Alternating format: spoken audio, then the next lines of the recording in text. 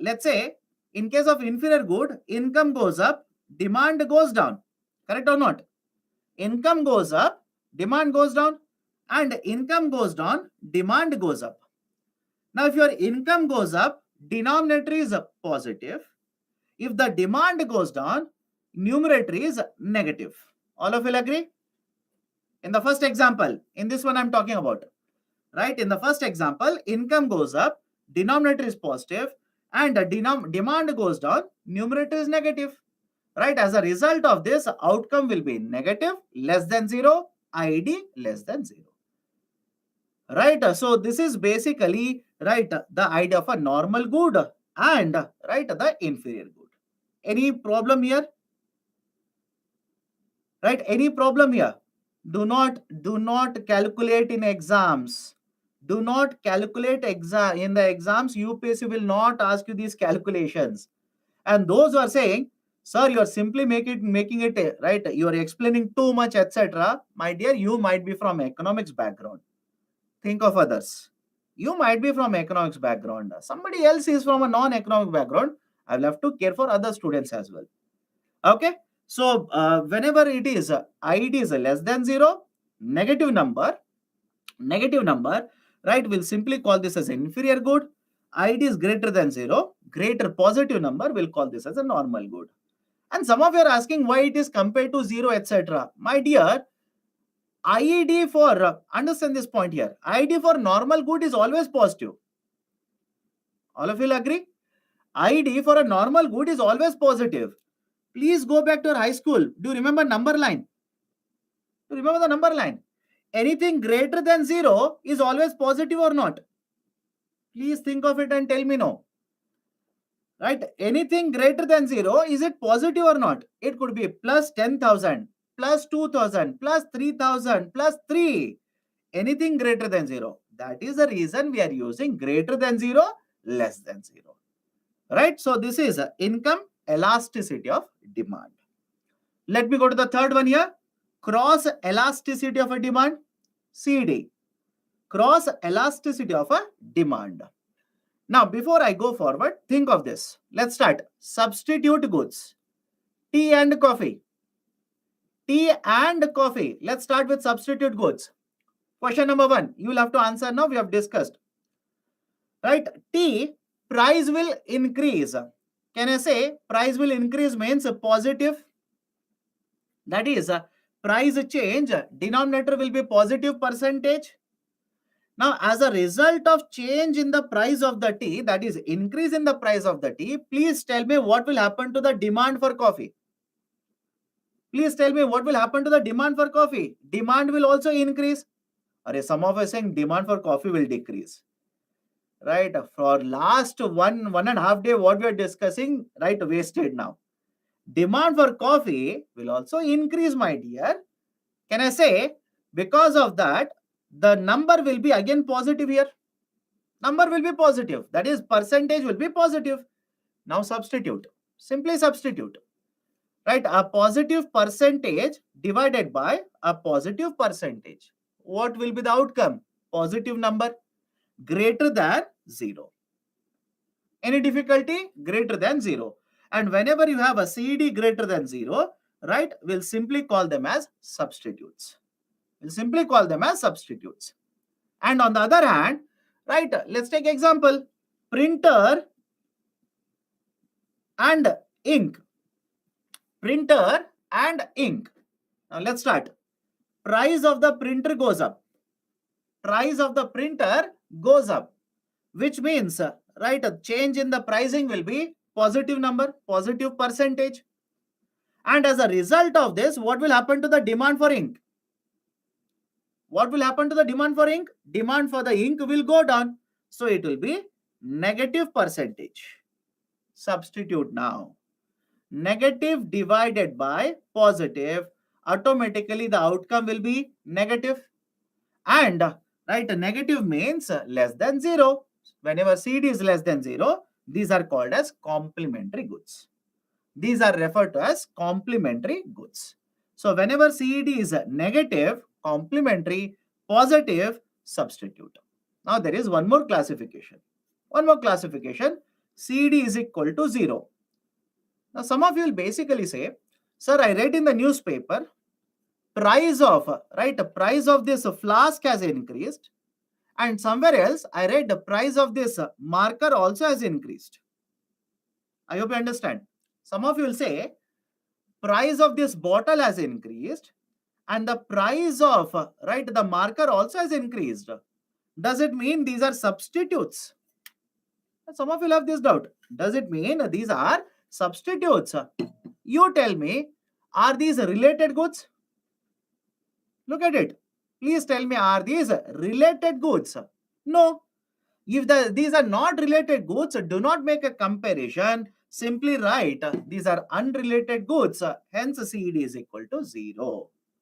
Hence, CD is equal to 0. Done? So, this is the third type, cross elasticity of a demand. Now, tell me whether I'm correct or wrong. Those students who are saying, sir, how tea and coffee are related, please tell me. Be honest with me. Have you revised yesterday's discussion? Let me know. Those who are saying, sir, how tea and coffee are related, how printer and ink are related, those students who are asking me question, did you revise what we have discussed yesterday? Answer is, I know you have not revised. Right? You have not revised. And that is the reason when I said price of tea goes up, demand for coffee goes up, suddenly question is, explain it again. My dear, if you don't revise, what is the point? Think, right? I will tell you again, it doesn't matter. But how many times will you keep on asking this? In exams, do you think I'll be there in the window whispering that answer in your eyes? Or let's say the ears? No. Please practice. If you do not practice, then there is no point. And the argument is simple. Tea and coffee are substitutes. Right? Why the prices change will lead to change in the demand? If you go to, let's say, a restaurant, price of the tea has increased compared to coffee now. What you will simply say is, I don't want to pay more money. I will substitute tea with coffee.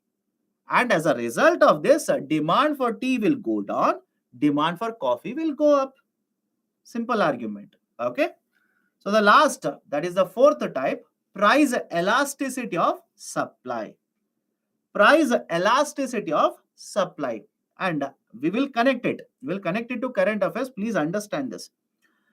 It will measure the change, that is the percentage change in the supply with the percentage change in the price of the product.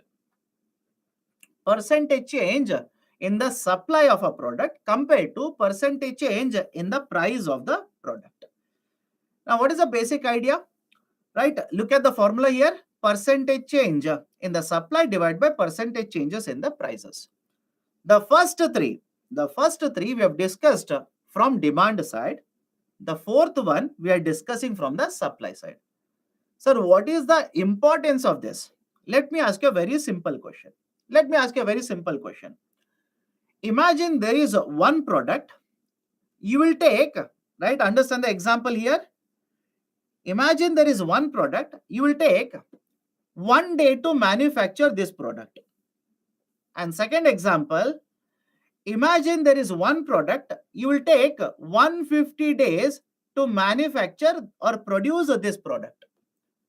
Now imagine the price of the products, price of both the products will increase. Price of both the products will increase. You are a manufacturer. Please tell me, would you want to be a manufacturer of product 1 or product 2? Don't worry about prices. Don't worry about anything else. Simple question here. Price of both the products have increased. Right? For one product, you will take 1 day to manufacture. For another product, you will take 150 days to manufacture. And when the prices have increased, would you want to be a manufacturer of this or this? My dear, think carefully. Your answer should be first one. Most of you are saying correct. Most of you are answering correct. Some of you are saying example 2. Why? Those who are saying example 2, please tell me why. Why do you want to be a manufacturer of example 2? Because understand this. if price of this bottle goes up from 100 rupee to 110 rupees, it means you are earning more profit now. All of you will agree? Point number one. Right? Price of this product goes up from 100 rupee to 110, you are earning more profit. But if you are taking lesser time to manufacture this bottle, don't you think you will be able to supply more in the market within shorter period of time? Let me know. Will be able to produce more, supply more. When the prices are high, you will be able to earn more profit. Any problem here? Can I go forward? But if you choose example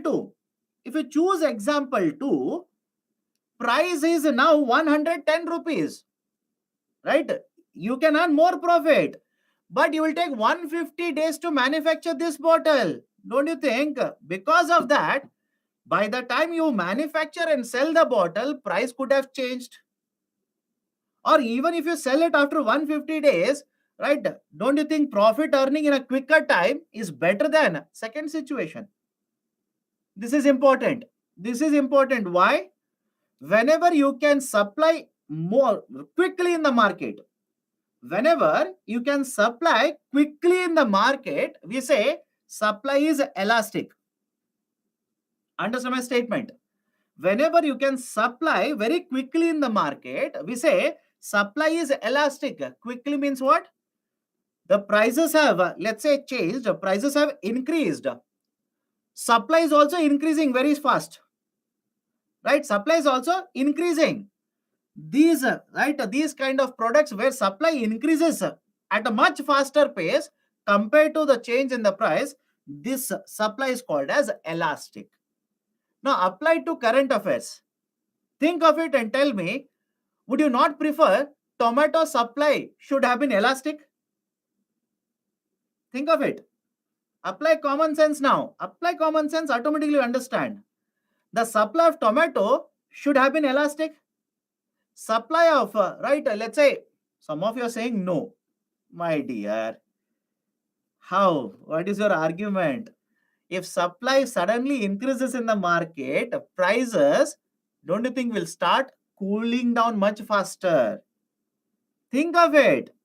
If supply is elastic, right, prices will increase by, let's say, 50%, 60%, and supply increases by a larger number. Don't you think prices will cool down? Prices will come down at a much faster pace. Does it not make economic sense to you people? Right? If the prices of turmeric will start increasing, prices of onion will start increasing, don't you want the supply to be elastic so that supply increases, supply will become much higher, prices will cool down much faster? Argument is yes. Right? I hope you understand. Argument is yes.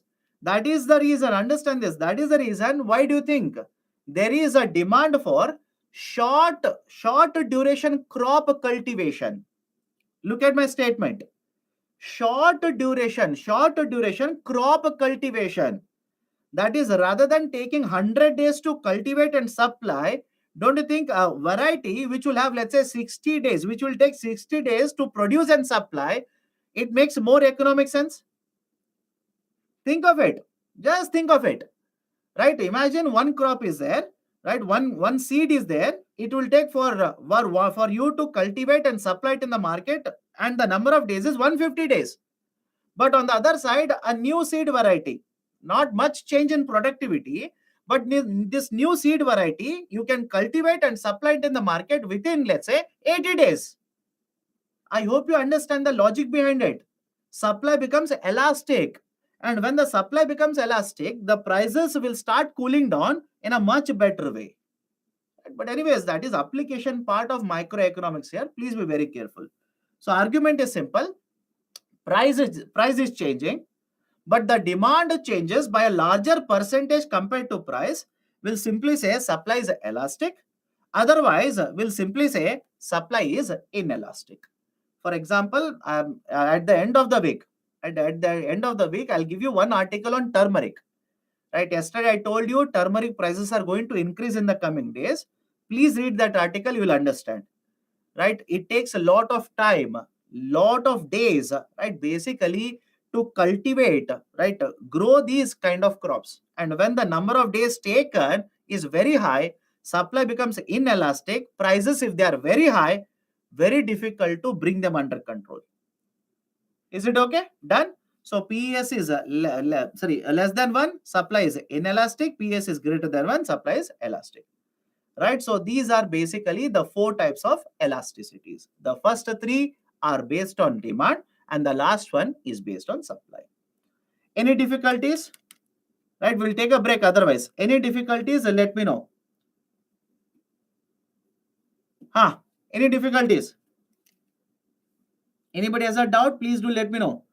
Can you repeat Giffen goods? Giffen goods are those set of goods where price and demand will move in same direction. Where price and demand will move in same direction. And I said, in case of Giffen goods, right? In case of Giffen goods, these are consumed, right? It is consumed by very poor houses, very poor houses.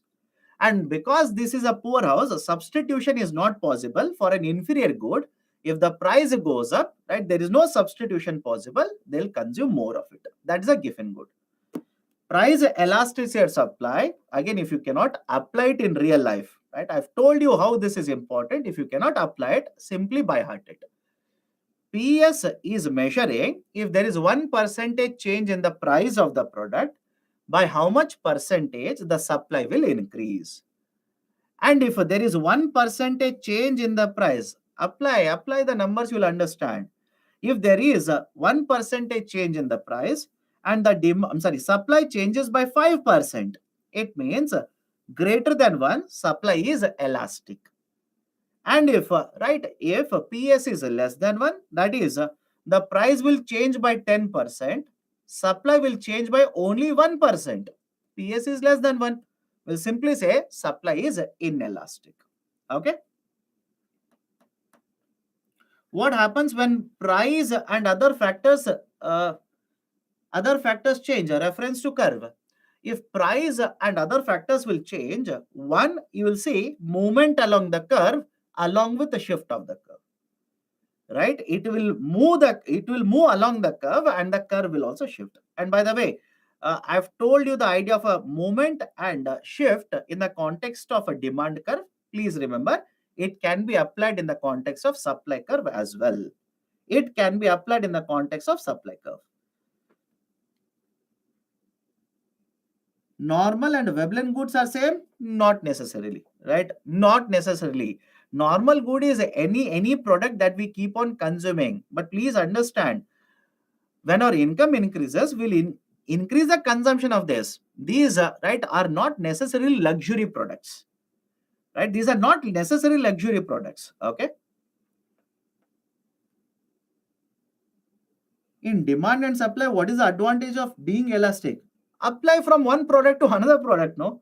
You cannot simply universalize everything from one kind of a supply or let's say elasticity to another type of elasticity. The impact will keep on changing. If the supply is inelastic, will it lead to high increase in prices? Of course, yes. Right? Imagine a product supply is inelastic. Prices are higher, which means the demand is already very high. You are not able to meet the demand. Prices will keep on climbing upward. Cross elasticity, I'll repeat it again. Prices of a substitute increases, the demand for the other product will increase. Demand will increase from 100 to 120, price will increase from 10 rupees to 11 rupees. So here plus 10%, plus 20%. Substitute, you will get it as positive number greater than 0. So C is greater than 0, positive number. It is a substitute. C is negative, less than 0, it is a complementary good. Okay, done then. Let's take a break. We'll take a break of 10 minutes. We'll restart at 8:13. We'll restart at 8:13. Take a 10-minute break.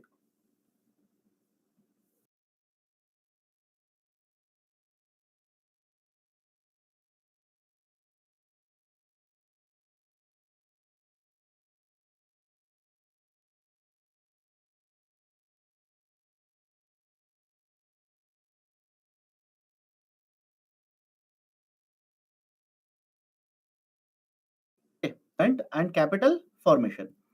Now, what do you mean by this? Let me start with an example here. Imagine here is a person. The person will earn income of 100 rupees. Okay, the person will earn income of 100 rupees. Now, please tell me, don't you think government of India will collect taxes from you? Right? If you are the income earner, will it collect the taxes from me? If I am the income earner, will it collect taxes from anybody else who is the income earner? Correct or not? So from the income, government will collect a certain amount of taxes. Okay, we'll collect certain amount of taxes. Let's say 10 rupees. So now the disposable income. Now the disposable income. What do you mean by disposable income? The amount of money that you have that you can use to purchase goods and services. Right? Please be very careful. Can you say 100 rupees is a disposable income here? Think of it. Can you say 100 rupees the disposable income? No, you should not say that. Why? Part of it you will have to give it to government that you will not have to purchase goods and services. So point number one, this is how disposable income is calculated. Right? So disposable income refers to the amount of money that you have that you can use to purchase goods and services in the market. Now point number two, if your disposable income is 90 rupees, please tell me, will you spend all the 90 rupees? Think of it. Right? Will your father be quiet? Will your mother keep quiet? Right? Don't you think they will keep on reminding you, save, save, save, save? So argument is simple. Part of the disposable income will be saved and remaining amount of money will be expenditure. Let's say I'll take a simple number so that calculations become easier for you, and don't by heart calculations. The amount of money saved, let's say, will be 40 rupees and amount of money that you will spend will be 50 rupees. Right? So let's say hypothetical numbers. Now you will take 40 rupees and right as your father keeps on telling you, right, or your mother will keep on telling you, keep a fixed deposit, keep a FD, keep FD. Every day they'll keep on reminding you. So what you will do, at least to keep them quiet, you will take this 40 rupees, approach a bank and keep a deposit of 40 rupees with the bank. Keep a deposit of 40 rupees with the bank. Point number two.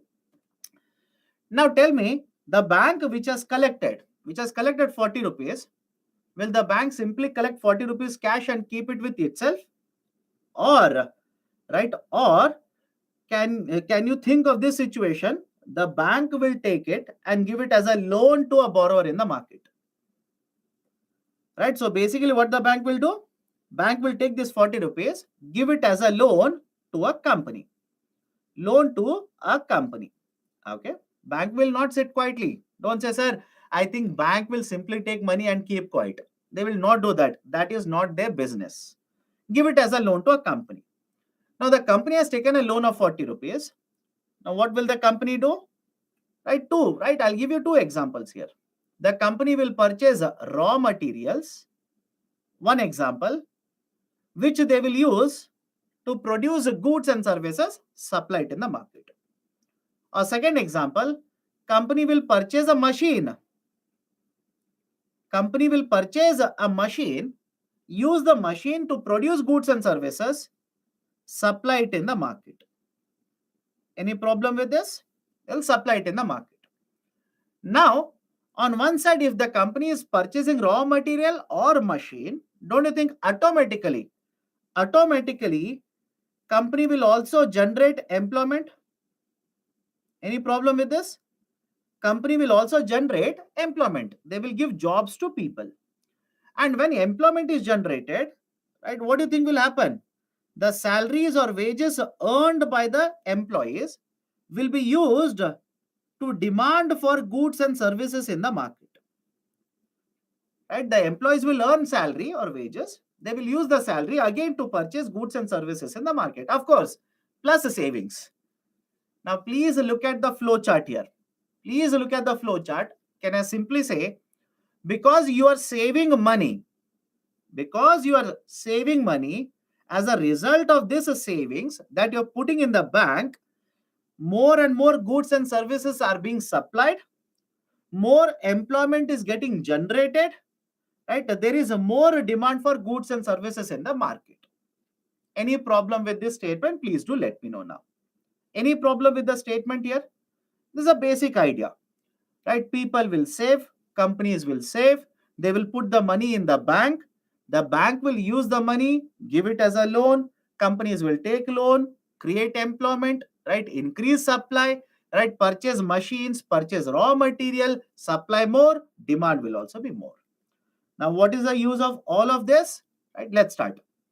Out of the total earnings made, the economy uses part of it for immediate consumption, that is expenditure, and the rest remaining part is used for future consumption, that is savings. Many of you will say, sir, what is this future consumption? Please tell me, I'm asking you people, why are you saving 40 rupees today? Tell me, why are you saving 40 rupees today? Right? Don't you think you will use this 40 rupees in the future to consume goods or services? Simple argument. I want to use this money which I'm saving today for consumption in the future. Right? For example, right? Many of you would have seen this kind of a sarcasm in the houses. Sarcasm, right? Many of you, including me, by the way, will be sitting together with the family members, and we will simply say, "I want to purchase this car." Right? Basically, you'll say, for example, I'll say, "I want to purchase this car," and immediately, your father will reply, "Save money first." Correct or not? Right? Immediately, your father or your mother will look at you and say, "Learn to save money first. Then you can think of purchasing a car." Meaning, you will save money today for future consumption. Simple argument. Okay? Right? So, for future consumption, whatever money we keep aside, it is called as savings. Now, have a look at this. There is one more term, investment. There is one more term, investment. Now, let's say, hypothetically, understand this carefully now. Your savings is 40 rupees. Your savings is 40 rupees. Rather than keeping all the 40 rupees in the bank, what if I do like this? I will take 15 rupees, keep it in the form of cash with myself. Remaining 25 rupees, I'll keep it in the bank. Okay? Out of 40 rupees that I've said, I'll keep 15 rupees cash with myself. I'm not going to spend, but I'll keep it in the form of cash. Why? Right? In your houses, I'm pretty sure your parents would have kept certain amount of cash. Their argument is, what if there is an emergency? So keep 15 rupee cash and keep remaining 25 rupees in the bank. Now, please tell me, look at the picture and please tell me, are you using all the savings to invest in the bank? Think of it. Are you using all of your savings to invest in the bank? No, you're not using all of it. You're using only a part of it. Now come to the definition here. What do you mean by investment? Investment refers to the part of the income, right, that you will save and use it for purchasing goods, acquiring capital goods in the market. I'll explain this, have patience. Right, a part of the savings or part of the income that will be used for acquiring capital goods in the market. Now, many of you will simply say, "Sir, I did not purchase any capital good." And by the way, capital goods, remember the term capital? Let me know. Do you remember the term capital that we have discussed yesterday only? Not 1 month ago, not 2 years ago. Yesterday. Capital means what? Capital is anything that we have produced. Capital is anything that we have produced, which we are going to use for further production. That is the basic idea of a capital. Now think of this. You have saved 40, but out of 40, you will keep 25 rupees in the bank. And the bank will, let's say, rather than 40, will, let's say, have 25 rupees. Will give this 25 rupees to a company in the form of loan. Now, I said the company will take this 25 rupees, invest and purchase a machine. They will take this 25 rupees and purchase a machine. Now, can I say this 25 rupees is a part of the income that we are using in the economy to purchase capital goods? Does it right make sense to you? Let me know right now. Right? Can I say this 25 rupees is a part? Again, we are talking about overall economy. I think of overall economy. This 25 rupees is part of the income that is being used to purchase machinery. That is a capital good. Right? This is called as investment. This is called as investment. So investment is that part of the income that will be used for acquiring capital goods in the market. Right? Investments in the economy can be done either through internal sources or can be done even through external sources as well. So what do you mean by this?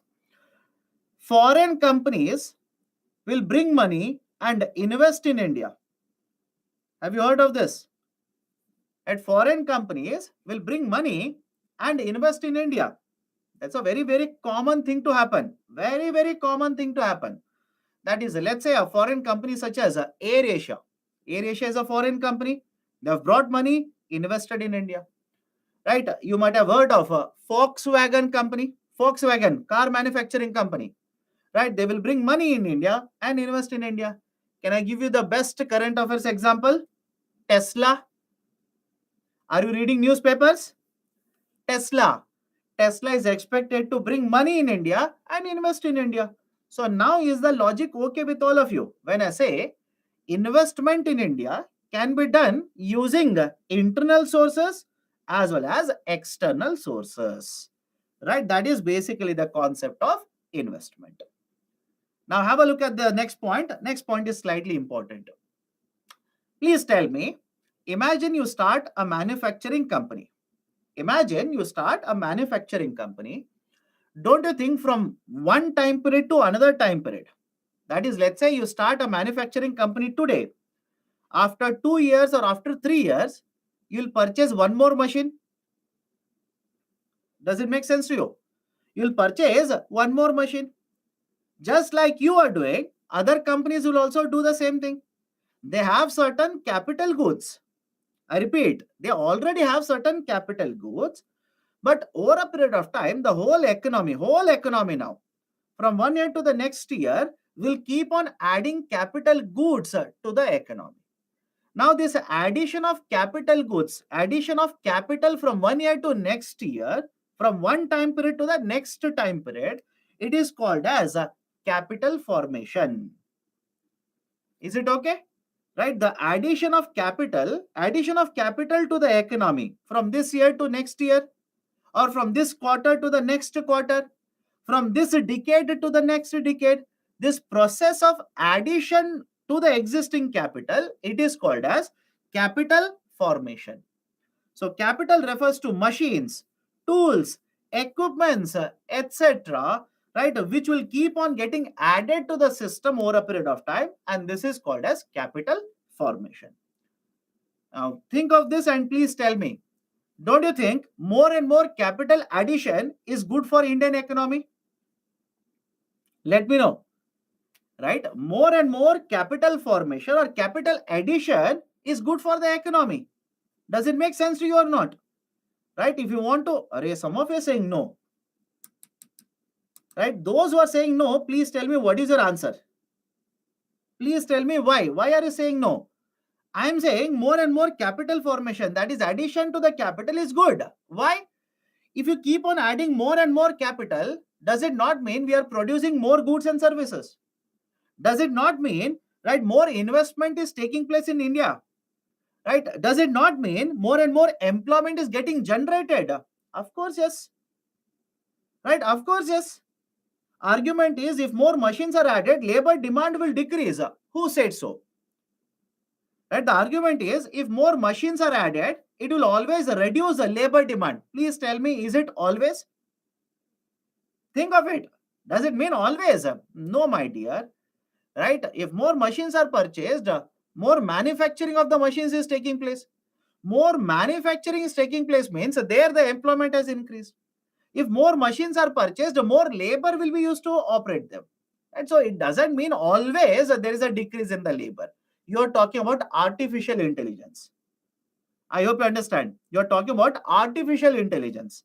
And please tell me any survey which categorically says with artificial intelligence there is always a reduction in labor.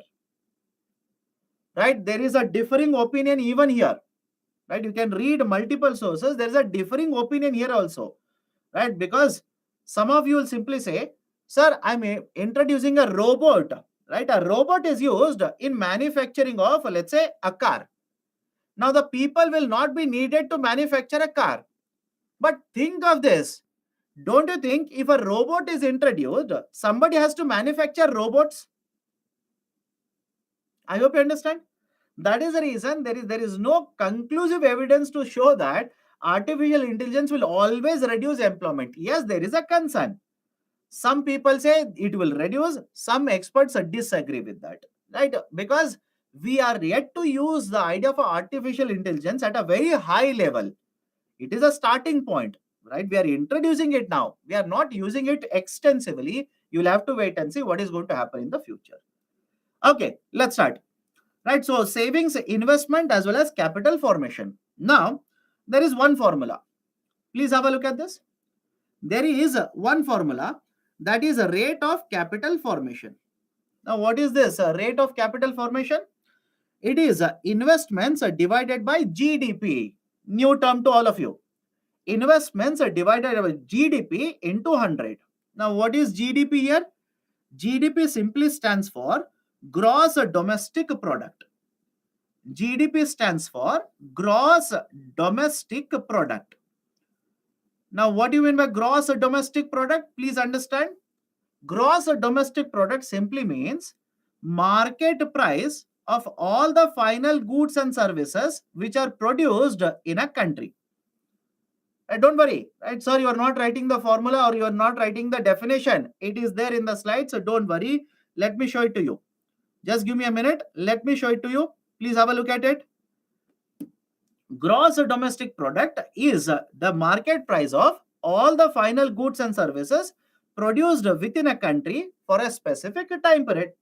So is the definition okay with all of you? What is GDP? Is the definition okay? We'll discuss the details later. Don't worry. We'll have a detailed discussion about GDP after some time. Please do not be worried. So argument is you want to calculate rate of capital formation. How do you calculate it? You will take the total investment done in an economy. You will divide it by the market price of all the goods and services produced in India into 100. Now, please tell me, is it okay if I say higher the rate of capital formation, good for Indian economy? Increase in the rate of capital formation, it is good for Indian economy. Can we go forward? Can we go forward with this argument? Okay. Now, next, whenever you talk about capital formation, why this is necessary? Why it is important? It will increase the production of economy. The overall production in the economy will increase. It is associated with increased labor efficiency. That is, let's say, a new technology is introduced. From 2G, you will shift to 5G.